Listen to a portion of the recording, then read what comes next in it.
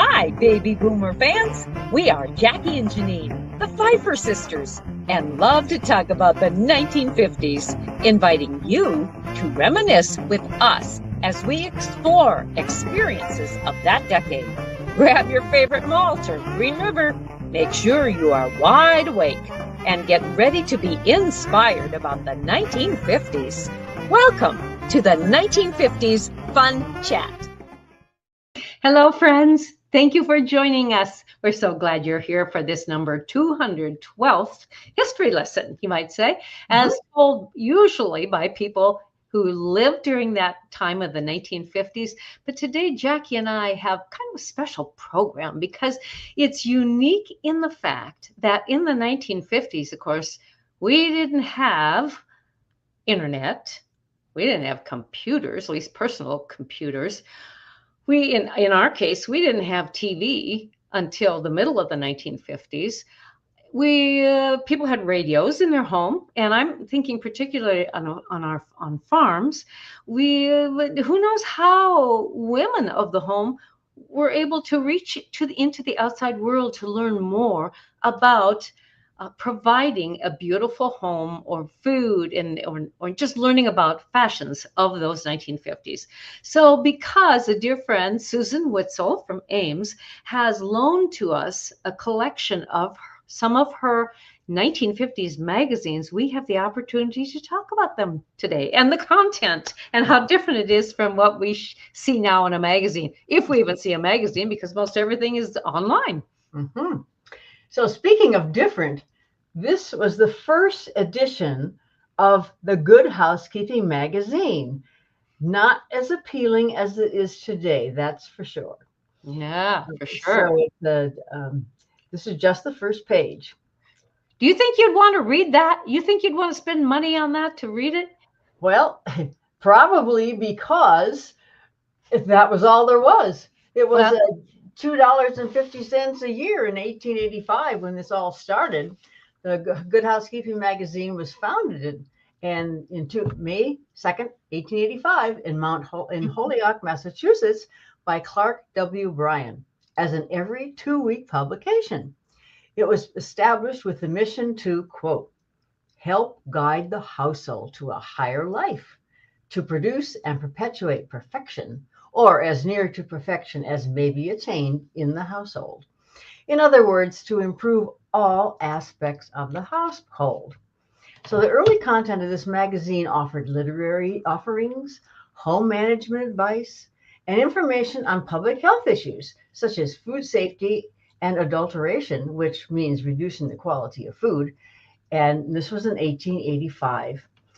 So by 1900, though, the magazine's publisher had founded the Good Housekeeping Institute to professionalize and support its missions with scientific research and testing. In 1911, Good Housekeeping was purchased in the U.S. by the Hearst Magazine Company. Well, think about this, Jackie. 1885, that's our grandparents' generation. And here... Actually, our grandma wasn't even born until 1888. Oh, okay. So here she and her family are immigrating from Russia to the United States of America. And there's this magazine, and you wonder how many women were even in this country to begin finding the need for this magazine, or wasn't there? Maybe there wasn't a need. Maybe it was just the fact it was there, available for people. But then I guess, too, you think of what was going on in the East Coast, especially in New York City and in cities back east, that there probably were women who enjoyed that, reading that magazine. Right. It was something. It was better than nothing. I guess so, even if you had to have small print or big pieces.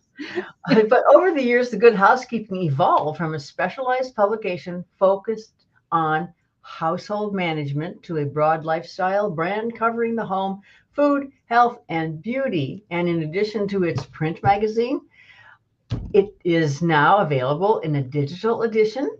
And they have a website, and so many different topics are covered. Pretty much the same topics are of the digital edition as the print edition. Well, let's think back. how the goal was to help improve all aspects of the household. Well, we're going to jump to the decade of the 1950s because that's where we love and where we lived and thrived, at least in our childhood. These magazines that Susan loaned us, and I'm going to focus on the Good Housekeeping magazine from May of 1955. And look at that sweet little girl. Yeah. And her Gosling beside her there. It looks like, help, I'm being strangled. I know girls having a little fun with it. But also the Good Housekeeping magazine, the two of them that I have two Christmas issues. And it's so interesting because whether it was in 19, I got to look at my information here, whether if that issue came out in 1954 or 1958, on the cover, it said the most famous Christmas issue of all. Now, which one was it? I suppose up through 54 it was, and then up to 58, it got even, there it is, are there the words right there? It got even more special, or unless they just use that, it was a canned quote that they put on their magazines. If it hadn't been published already, how do they know it was famous, special? Okay. True. Very much so. But that's the sell books, sell magazines. What is in these magazines that really helped with communication and helped the woman of the house grow? And I think for one thing, there was radio in our homes, and I can often I can still see Mom in the kitchen. She might have been baking bread or making dinner, because our rural mail carrier left mail in the postal box, our mailbox, at usually about 10:30 in the morning, every morning. So it was like clockwork. And at that time also was when one of Mom's favorite radio programs called the Martha Bolson Show was on. And so Martha Bolson was really a homemaking giant in the industry. And I believe she was out of Nebraska.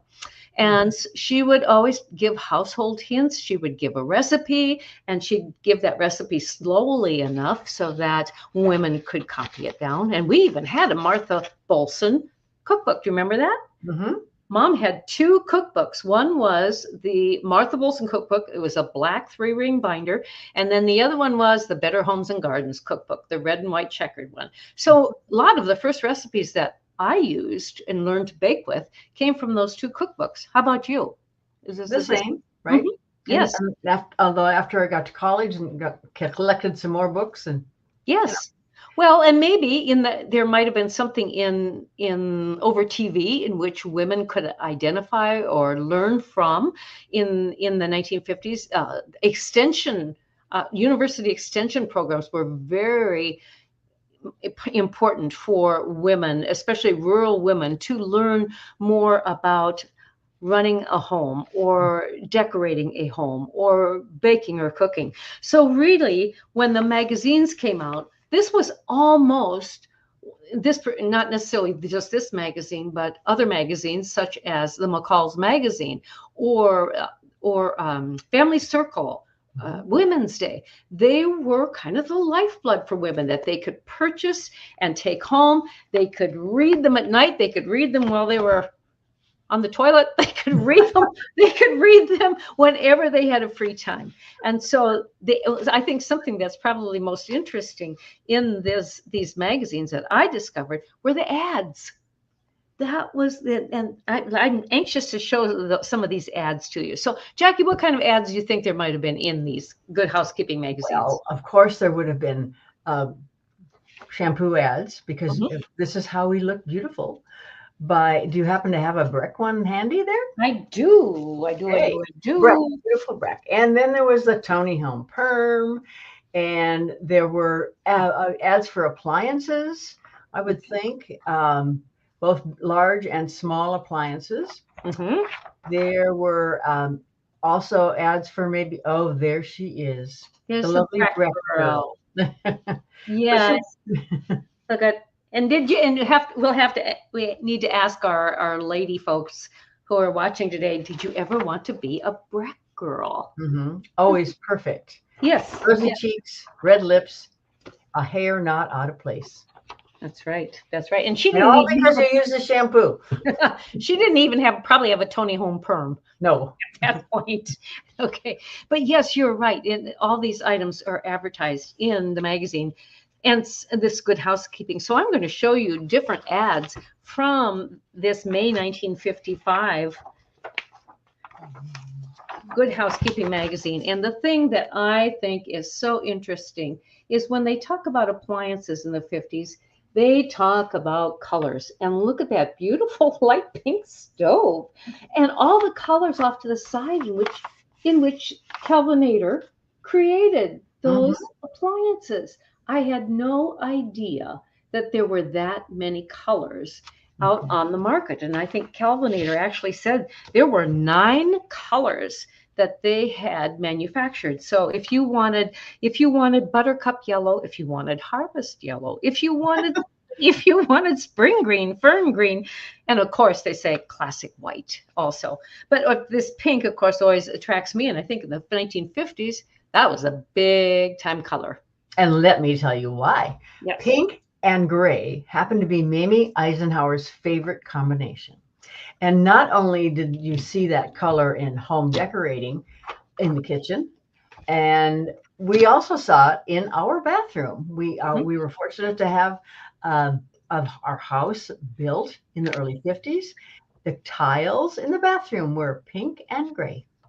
Yes, and I looked up to see, because I'm a KitchenAid mixer fan. I in my business I use quite a few of them, and I have used many colors of them. What attracts me to that brand are all the colors of their mixers, and so I looked up to see what colors that were available in the 1950s, and there were, I think it was 5 colors, but they coordinated exactly with the colors of what Kelvinator used in their appliances. So I think by having colors of appliances, it really drew the homemaker in to feeling that she could design a kitchen in which she would feel comfortable and good. It would be an inspiration to her. And it's amazing what color can do for a person when you're submersed in that. Can you tell about Mom and how she created our kitchen in our home that was built in 1952? Well, when so many times it's after the war, and I remember reading once that during the war, red lipstick sold because that's the only thing that women could use and red nail polish to make themselves feel better. Well, that extended beyond the war. Color then became very important too. And Mom's color kitchen was white, but with red in the curtains and in the floor and then the paint. She painted so it was really an attractive. Well, I think the countertop was red too. With what is that called? The fabric, whatever the countertop was made of. Not linoleum. That's the floor. It was like a linoleum feel. Formica. Formica, sure. Formica, and it had a silver edge on it, a little metal edge on it. Yes. So I'm sure that gave Mom a bounce of feeling good because she was in that kitchen so much. But it's even color extended on into colors of toilet paper, pastel colors of toilet paper. Do you remember those, folks? Kleenex tissue. Yes, and colors of sheets and pillowcases and towels and accessory items. Color was a big thing that came into play to be put into the home and help make the homemaker and the family just feel maybe a little bit lighter and perhaps less oppressed from coming out of the war in the early 1940s. I thought this ad was kind of interesting. It's an ad for Cheer laundry detergent. And it says, "She really shocked me." And of course, I'm saying, well, why was that? Well, I read the column and it talked about Cheer put little bluing crystals in their detergent, which help give those white clothes, especially, a brighter appearance. And that, when I read that, it reminded me of, remember when Grandma would go get her hair done, which wasn't very often. She had long hair and then she'd put it up in a bun in the back. But what did they put on it to take away that yellow look in her gray hair? Blue. Yes. It's some kind of blue rinse. And Yeah. evidently that's what women did back in the 50s. And she'd come back from the hairdresser and she'd have blue hair and it just, or even a violet. Right. Blue or purple. But, you know. Yes, touch to it. But eventually that washed out. But that's how one reason that I can remember grandma. Okay, let's move on. Foundation garments. Foundation garments were far different in the 50s than they are now, ladies and gentlemen. Perhaps you might remember wearing a foundation garment such as this. Let's get that bigger there. There we go. Okay. Perhaps a one line with a one piece foundation garment with a girdle and a bra that was certainly met your needs in the foundation area. And you see those little clips on the bottom. There wasn't pantyhose, so you could clip the top of your nylon hosiery to them. But what is so unique is the style of the 1950s. If you look at that, the bra part, however they were shaped by the manufacturer, it made a woman's bust line look like there were bullets coming out from behind a sweater or a dress, or it was crazy, but it certainly defined that era of the 50s. And it was what was worn back then. And I can kind of remember that too from movies. I guess let's say Bye Bye Birdie. I think yes. But our mother did not do that. No. Didn't have those, no. She always had the natural look. Well, and perhaps that was from Warner's bras, girdles, and corselettes. That's how they advertised it. Corselettes. Yes. And so maybe there were some brands, maybe a little higher end brand, that would design their bras that way. We were kind of pennies people, J.C. Penney's. So maybe the buyers for J.C. Penney didn't necessarily feel the need. Well, here's another ad. We talked about Breck, beautiful hair Breck. Well, here's one for Luster Cream Shampoo. Do you remember that ad? Yeah. That company? Never dies. But yes. And it says here, never dries, it beautifies. And so there were a lot of rhyming ads back then, and especially jingles. Do you remember the radio jingles? How they would rhyme? And I,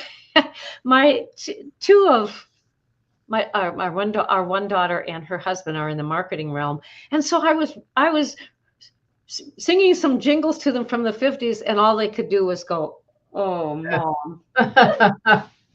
Evidently, it worked. I mean, you remembered them. That's what I told them. But anyway, they've got to start singing. That wasn't the way that they were going to develop their marketing and their advertising.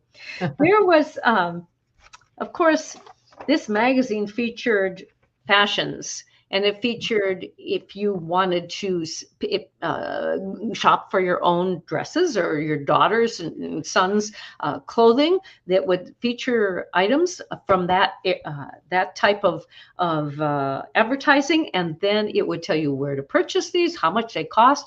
So it was giving you a boost into the fashion world. But then also there were women who sewed a lot.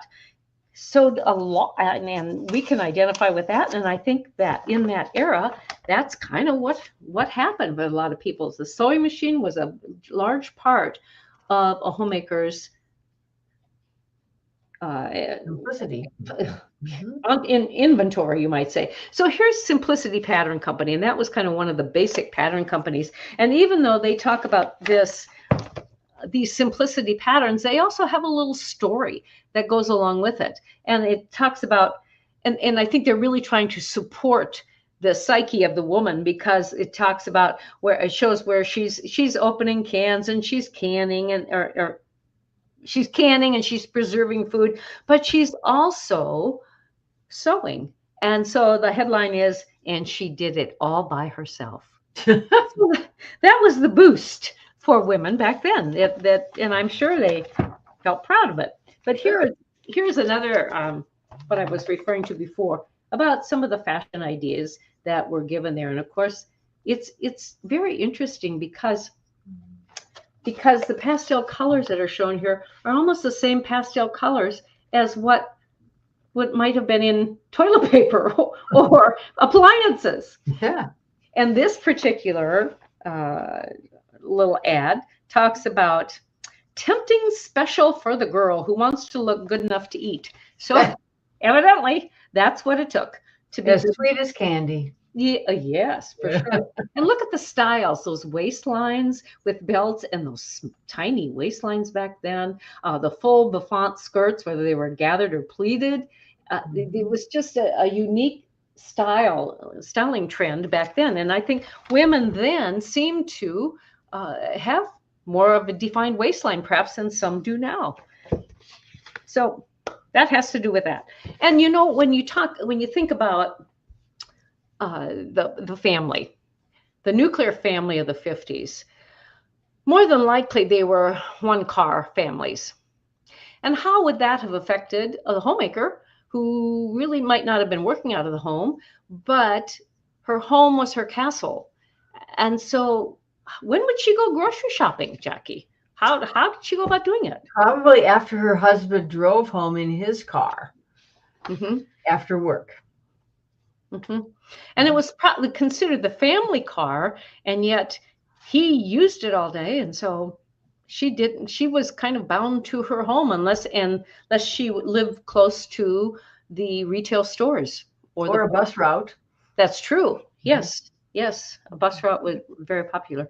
Well, one thing that I'm finding is unique in this Good Housekeeping magazines from the 50s is the fact that there are very few recipes. And I kind of thought that would be very popular to have included in the 50s. Now, some of the advertisers did include recipes in their ads, but when it came to the point where they were the Christmas issues, then we found a few more recipes in there that would have been used. The homemaker always looked like a model. That when they feature her in these ads, she looks like a model. She's standing like this, and her nails are done, and she might have these beautiful rings on, and jewelry, and this lovely house dress with the belted waistline. And she was like, and of course, high heels. Who wouldn't wear high heels when in your home? Well, and an apron, a little frilly apron. Yes, yes. Well, not that our mom did, folks. Not that our mom did. She didn't wear house dresses because mom worked outside with dad some too on our farm. And so her line of clothing for daily wear was usually a cotton shirt that she would have made for herself, might have had roll-up sleeves on it. And then I don't remember mom wearing blue jeans. Do you? No, but she did have a pair of brown denim jeans. Yep, that I remember too. And her brown lace-up shoes, serviceable, safe, inside and out. Yes, yes. So if dad needed her, she was ready to go outside and help him, or if she needed to be in the house kneading bread or sewing or doing whatever she needed to do, she was dressed and ready for it. Yeah. You know, there were a lot of foods that came out in the 1950s. One that I didn't realize was in the 1950s was frozen waffles. I thought maybe that came out later, maybe more in our children's generation. Maybe it's because we didn't use them. Well, it is right along with TV dinners. Yes. Instant food. Well, the frozen waffles came out in 1953. So the beginning of convenience foods kind of was taking place at that point. But you know what food that I remember probably the most from the 50s? What? Jell-O. Oh, yes. Jell-O, yes. You wonder where. Or Pepsodent. That was another one. That's the Pepsodent ad, yeah. Yes. But Jell-O, and not that we had Jell-O a lot, but I'd like to know what flavors of Jell-O that our listeners or our viewers had in the 50s. Was it cherry Jell-O? Was it strawberry or probably raspberry wasn't around. And did you have fruit in it? And was it lime green when you made the poor man salad? Oh, yes. Or if with my husband's family, it was lime Jell-O with canned pears in it. We didn't have that. Ours was always red Jello with bananas. Yeah, So, that was good. and I remember how it was for me. It was always hard to make Jello so that it would congeal. I don't know if I didn't have the right amount of hot water and then ice water, but I was never a big Jello fan as far as making it, and that's okay. But I think we probably did. We have it for dessert, or did we have it with our main meal? I think with the meal, but I'm not sure on that. Maybe. Okay. Yeah, and No. TV dinners, we had very few of those, but we did eat off. Got to the point where we did eat our evening meal sitting in front of the TV. I think Yeah, because it's eventually. just such a novel idea. Yeah. Well, what magazine, Jackie, was after getting away from a women's magazine? But what magazine was out there for young girls? Okay, I want to finish up on the Good Housekeeping because I thought it was very unusual that not only was this printed in English but in other languages. Now, English was the largest readership in the U.S. and the U.K., but they also had this magazine in German, Indonesian, Turkish, Malay, and Dutch, and they have existed, or they still do exist in those. And at that time, right now, the prescription for a year is $35. But when I went online the other day, it was on sale for $15 a year. So over 17 million readers of print and digital editions, 12 million readers in a website and mobile devices, and over 3 million social media followers. So Good Housekeeping is still going strong. So when you read a magazine, do you want to hold it or do you want to go online? Well, just like a book too, I do prefer reading books. But holding magazines, yeah, I do. There is a magazine I can read online because we have a subscription to it. But I think it's personally, I'd rather hold it because then you can flip the pages and flip back and. Yeah. So how about you? Of course, there were magazines for men out there too. I mean, especially for us in rural America, available also. But today we're just kind of focusing on for the magazines for the homemaker and for. So in answer to your question, before I introduce this magazine, a very well-known magazine called 17, I'd like to touch on the term teenager. So even though the term teenager debuted in print in 1910s, it did not become popular until 1940s and 50s. 17 enhanced the role of teenagers as consumers of popular culture. Now, 17 magazine was not the first magazine to focus on teen girls, but it was the one which has lasted the longest. The magazine debuted in September 1944 and offered a broader teen appeal than any of its predecessors. So today, 17 is an American bi-monthly teen magazine headquartered in New York City. And the publication targets a demographic 13 to 19-year-old females and is owned by the Hearst Magazine Company, which is the same company that has the Good Housekeeping. So let's see what you have there. Well, Susan did have one issue of the 17 magazine, and this happens to be October 1950. So we're really talking at the beginning of the decade. And remember, folks, we're just a few years, this happening after the close of World War II, the end of World War II. But so the fashions in here are kind of interesting. So plaid skirts were a big thing. And look at the camel hair coat or the camel color coat. And again, red. Let's be happy and surround ourselves with color after the war. Yes, that's true. But the ads in here focused on not only makeup, which you'd think would be of quite a lot of interest to an adolescent young lady, but it also focused on preparing the young lady for a life after high school and building her own home or her own trousseau, you might say. So there are ads in here for sterling silver, for along with nail polish and shampoos and typewriters. So if you wanted your own typewriter, you could learn about that.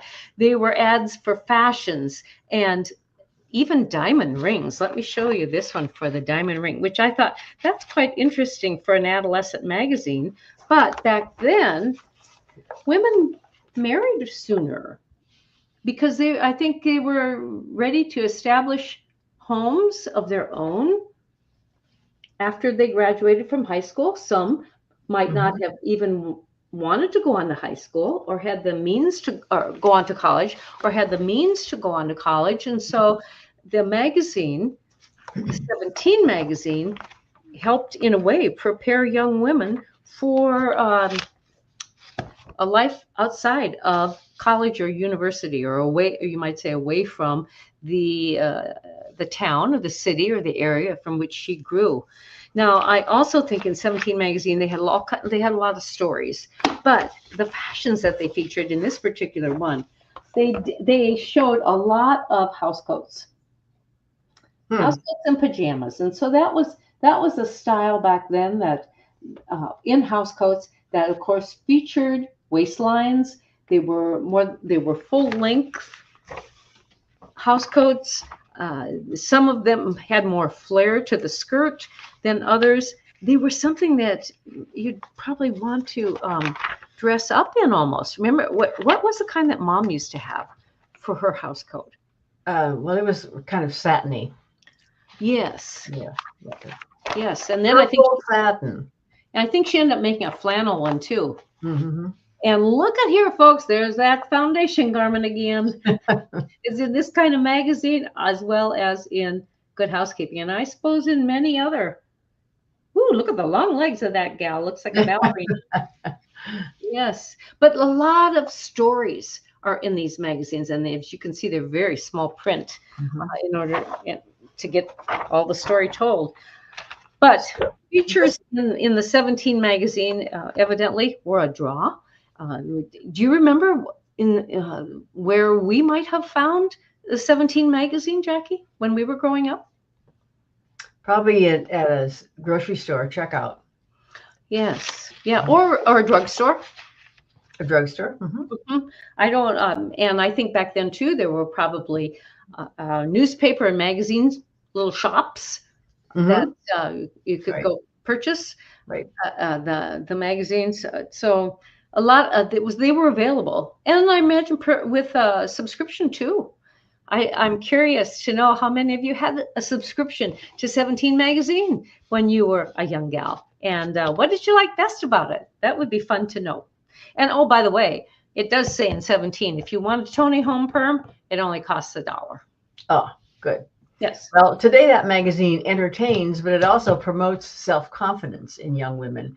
And not only does it steer young women to being married and having a household and keeping a house and having a husband, it also nowadays is very lets young women know that they make colleges or education beyond high school is definitely worth the time.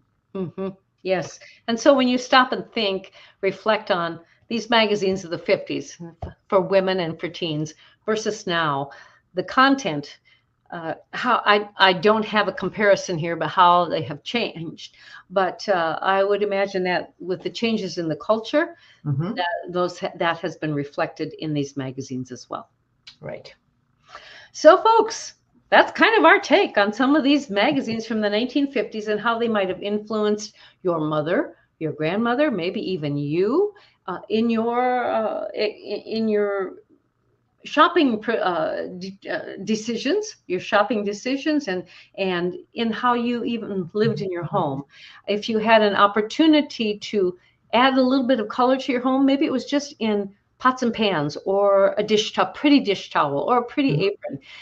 How color influences you in your personality is very reflective in the 1950s and in this decade, where it just seemed like it was a reprieve from the war, that era of the 40s, and going beyond that to something fresh and different. Right. So we thank you all, but mainly we thank Susan Witzel for her loan of these magazines. We really do appreciate that, so that they can help us educate a few more tips about what happened in the 50s and how it was the decade of the 50s was really a prominent decade in that things started to happen, more inventions, more ideas. Check out the book, While the Windmill Watched, A Slice of Rural America in the 1950s, and you'll see more of the progress that happened in the 1950s. So until next time, tell your friends, even your relatives, about this 1950s fun chat. Until then, toodaloo. Bye-bye.